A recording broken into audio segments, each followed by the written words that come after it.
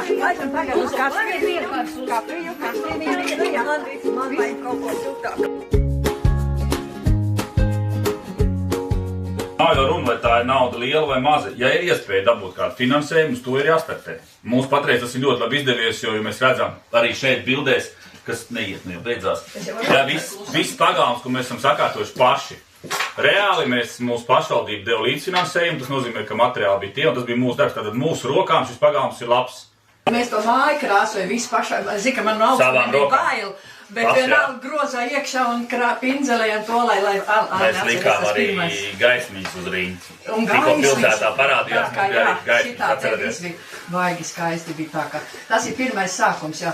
Nu, var tā, un ko es vēl varu izstāstīt, šitie tekāti, kamēr runā, tikmēr var paskatīt, kā mēs strādājuši esam tur. Kaut kāds bildes ir teicis, tev būšot, ja? Jā, bildes. Bildes ir veselā albums. Visinteresantākais projekts bija tas te sabiedrība ar dvēseli, tas te